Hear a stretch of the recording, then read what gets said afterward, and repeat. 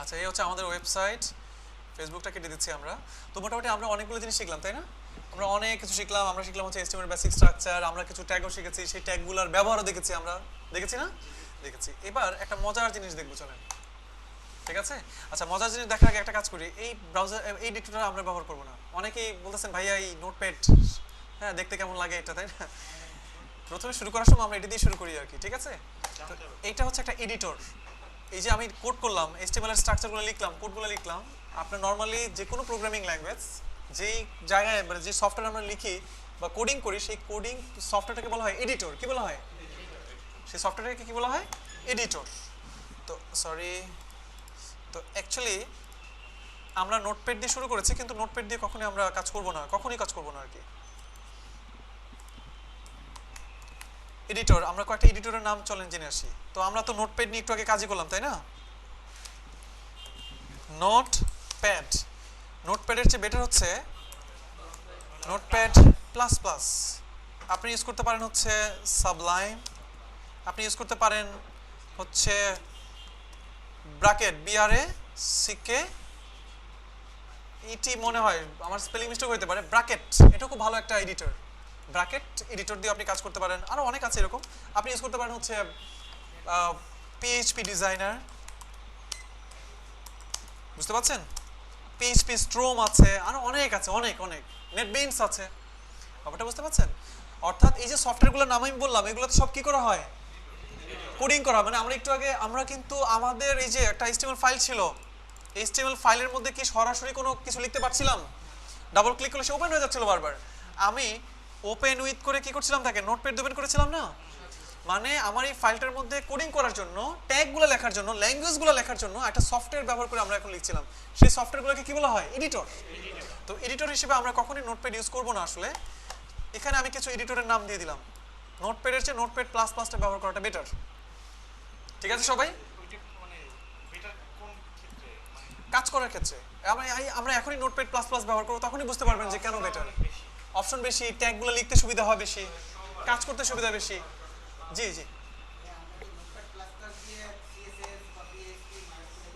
আমরা notepad plus plus use করবো না, আমরা ইউজ করবো সাবলাইম। আপনাদের কোর্সে দেখানো হবে কোনটা? সাবলাইম। কারণ সাবলাইমটা হচ্ছে কোনটা, সব মানে লেখালেখি, লেখালেখি আপনি, হ্যাঁ আমরা নোটপ্যাড দিয়ে করতে পারছি, তাই না? সব করতে পারবেন। আমরা কি বুঝতে পারছি সবাই? তো আমরা ইউজ করবো প্রফেশনালি কোনটা? সাবলাইম। কিন্তু আমরা এখন ইউজ করবো কোনটা? Notepad plus plus. যখন CSS শুরু করবো তখন থেকে আমরা কি ইউজ করবো? Sublime text. এটা সাবলাইম না, সাবলাইম টেক্সট। আমরা ইউজ করবো 2 বা 3, যে কোনো একটা স্কুলেই হয়, কোনো সমস্যা নেই। আমরা কি বুঝতে পারলাম? তো এখন আমরা নোটপ্যাড প্লাস প্লাস সফটওয়্যারটা ব্যবহার করবো কোডিং করার জন্য। তো চলেন দেখি কোথায় পাওয়া যাবে এটা। আপনি গুগলে চলে যান সরাসরি। গুগলে চলে আসার পর আপনি এখানে লিখেন হচ্ছে নোটপ্যাড প্লাস প্লাস লিখে একটা সার্চ দেন। দেখেন ওদের অফিসিয়াল ওয়েবসাইট আমাকে পাঠিয়ে দিয়েছে, নোটপ্যাড প্লাস প্লাস ডাউনলোড। আমি ওদের অফিসিয়াল ওয়েবসাইটে চলে আসলাম। এখান থেকে আমরা এখন আমাদের নোটপ্যাড প্লাস প্লাস সফটওয়্যারটাকে ডাউনলোড করে নিব। এখানে দেখেন 64 বিটের জন্য এটা, আর 32 বিটের জন্য এটা। 64 বিট, 32 বিট এগুলো কি আমরা বুঝি? হ্যাঁ, আচ্ছা অপারেটিং সিস্টেম বুঝি আমরা? অপারেটিং সিস্টেম কি বলেন তো কেউ আমাকে? অপারেটিং সিস্টেম কি এটা? কোনটা কোনটা? ব্যবস্থা। আচ্ছা অপারেটিং সিস্টেম কি? এটা খুব সহজ একটা জিনিস। অপারেটিং সিস্টেম আমাদের বাসায় যে আমাদের আম্মু, উনি কিন্তু একটা অপারেটিং সিস্টেম।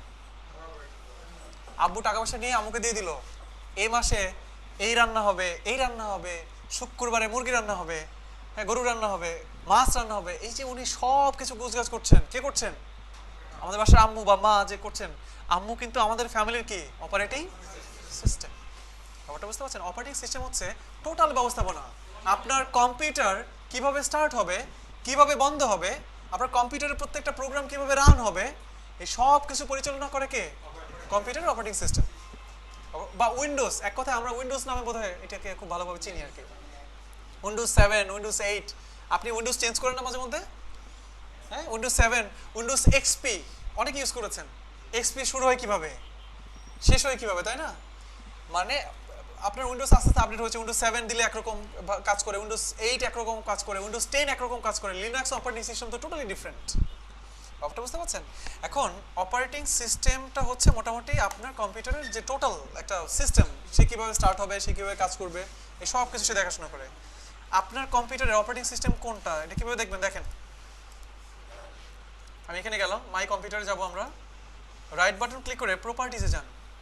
কোথায় যাবো আমরা? প্রপার্টিস। তো প্রপার্টিসে গেলে আপনি এখানে সব মোটামুটি দেখতে পারবেন আর কি। আপনার অপারেটিং সিস্টেম অবশ্যই হচ্ছে, এটা হচ্ছে 8 দেখেন। সিস্টেম টাইপ 64 বিটের অপারেটিং সিস্টেম হচ্ছে এটা আমাদের কত বিট? এটা 64 বিটের অপারেটিং সিস্টেম। আপনি বাসায় যাবেন, বাসায় যেয়ে চেক করবেন, চেক করে দেখবেন যে আসলে আপনার অপারেটিং সিস্টেম কত বিটের। অনেকেই বোধহয় 32 বিট চালান আর কি। তো যাদের র্যাম 4 GB আছে তাদের উচিত 32 বিট না চালায়া 64 বিট চালানোর। কেন জানেন? কারণ 64 বিটটা একটু বেশি ফাস্ট, ঠিক আছে? এখন যদি বিট চেঞ্জ করতে চান তাহলে কি করতে হবে? আবার উইন্ডোজের ডিএক্সএনে কিন্তু আবার সেটআপ দিতে হবে, কি বুঝতে পারছেন? আচ্ছা যাই হোক, এবার আপনার কম্পিউটারের অপারেটিং সিস্টেম যদি 32 বিটের হয় তাহলে আপনি 32 বিটেরটা ডাউনলোড করবেন, আর যদি 64 বিটের হয় তাহলে কোনটা ডাউনলোড করবেন আপনি? 64 বিটের। তো অ্যাকচুয়ালি 64 বিটেরটার চেয়ে 32 বিটেরটাও 64 বিটে কাজ করে, ঠিক আছে? আপনি চাইলে কি করতে পারেন? এই 32 বিটেরটাই আপনি ডাউনলোড করতে পারেন। এখানে দেখেন অনেকগুলো প্যাকেজ আছে, ইনস্টলার প্যাকেজ, জিপ প্যাকেজ। আমরা ইনস্টলার যেটা সেটাই ডাউনলোড করব, মাত্র 2 MB বা 3 MB কাছাকাছি আর কি। আমাদের নোটপ্যাড প্লাস প্লাস ডাউনলোড হয়ে যাচ্ছে, এই সফটওয়্যারটা দিয়ে দিব আমি আজকে আপনাদেরকে।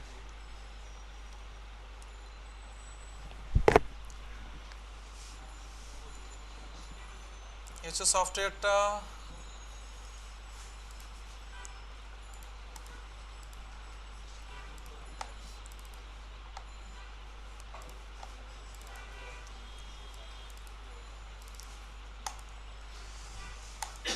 পাইলাম, ঠিক আছে? এবার এই সফটওয়্যারটা আপনি ইনস্টল করবেন। অনেকের বাসায় ইনস্টল করা থাকতে পারে, আর যদি না থাকে আপনি ডাবল ক্লিক করবেন। ইনস্টল করতে কিভাবে software? Next next next next, finish, শেষ। ব্যাপারটা বুঝতে পারছেন? আচ্ছা, খালি নেক্সট নেক্সট দিয়ে ফিনিশ করে ফেলবেন। ফিনিশ করে ফেললে দেখবেন আপনার সফটওয়্যার মানে আপনার কি হয়ে গেছে, তখন মানে নোটপ্যাড প্লাস প্লাস সফটওয়্যারটা ইনস্টল হয়ে যাবে। কোনটা? দিয়ে দিছি অলরেডি, দিয়ে দিছি। এবার দেখেন এই যে আমাদের ফাইল দেখতে পাচ্ছেন tumi.html, এটাকে যদি ডাবল ক্লিক করি সে ব্রাউজার দিয়ে সরাসরি ওপেন হবে। এখানে সরাসরি ওপেন হচ্ছে না? এখন আমি যদি কোডিং করতে চাই, একটু আগে কত কষ্ট করে কোডিং করেছি আমরা, হ্যাঁ, নোটপ্যাড দিয়ে। এইবার আপনি যখন এটা ইনস্টল করে ফেলবেন তখন রাইট বাটন ক্লিক করলে দেখেন edit with notepad plus plus. এটা দেখতে একটু সুন্দর লাগছে না? আপনি দেখেন কত মজা। এখানে মজা তো শেষ নেই, মাত্র শুরু। যখন নোটপ্যাড দিয়ে ওপেন করবেন আপনি দেখেন কত সুন্দর জিনিসগুলো দেখতে। আপনি এখন HTML5 এর স্ট্রাকচার লিখবেন, দেখেন ট্যাগগুলো একরকম কালার, লেখাগুলো আরেক রকম কালার। আমি ট্যাগ লেজেন্ড গার্ডেন লিখলাম, HTML ট্যাগ শুরু করলাম, এটা শেষ করতে হবে না? HTML ট্যাগ শেষ করলে আবার বলে দেয় এটা হচ্ছে শুরু, এটা হচ্ছে শেষ। এন্টার দিলাম, তারপর কি লিখবো আমরা? সরি, হেড শুরু হবে, হেড শেষ হবে, তারপর বডি ট্যাগ শুরু হবে, বডি ট্যাগ শেষ হবে। দেখতে পাচ্ছেন? এই বডি ট্যাগের মধ্যে আমি আমার সকল কাজ করতে চাই, ঠিক না? এবার টাইটেল, এই হেডের মধ্যে কি হবে? আরেকটা টাইটেল ট্যাগ শুরু করব আমি, তারপর কি করব? আমি টাইটেল ট্যাগটা শেষ করব।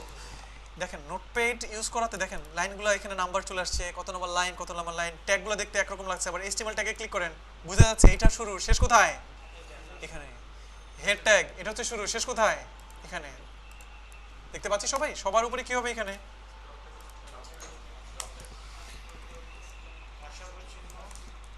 Dot type HTML। আমরা কি সবাই ক্লিয়ার? বুঝতে পারছি সবাই? এবার চলুন আমরা একটা কাজ করি, আমরা একটা নিউজ নিয়ে আসি। এবার প্রথম আলো কোথায় আছে? আচ্ছা লিখি আমরা,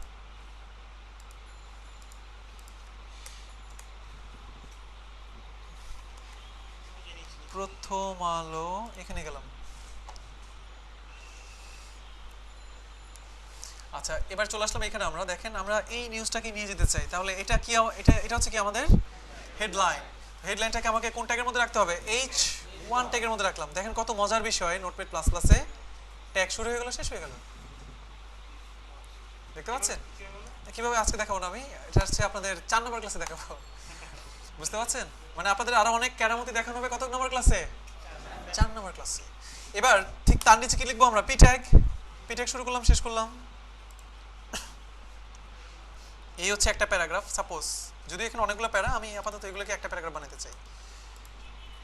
দেখেন কত সুন্দর, মানে পি ট্যাগ শুরু শেষ বোঝা যাচ্ছে, তাই না? এই হচ্ছে পি ট্যাগ শুরু, পি ট্যাগ শেষ। আমি আর পি ট্যাগ না, এই পি ট্যাগগুলোকে বারবার নিয়ে যাই। P tag, P tag. আমার একটা হেডলাইন দেখতে পাচ্ছি আমরা এখানে, পাশাপাশি কি অনেকগুলা প্যারাগ্রাফ আমরা কি দেখতে পাচ্ছি সবাই? এখন আপনি যদি আপনার পেজটাকে একটু রিলোড দেন, কাজ করে? সবাই ক্লিয়ার? আচ্ছা, এখানে একটা টাইটেল দেওয়া দরকার, আমি টাইটেল দিয়ে দিই। আমি দিয়ে দিলাম হচ্ছে প্রথম আলো, নাকি? প্রথম আলো বা কালের কণ্ঠ বা যুগান্তর, আমরা যে কোনো একটা নিলেই পারতাম। এবার একটা রিলোড দেন, কাজ করে? তাহলে আমরা কি এখন কাজ করতে পারবো নোটপ্যাড প্লাস প্লাস দিয়ে? পারবো না? অবশ্যই পারবো, কিন্তু একটা সমস্যা আছে। আজকে এই সমস্যার সমাধান করে আজকে ক্লাস আমাদের শেষ হবে আর কি।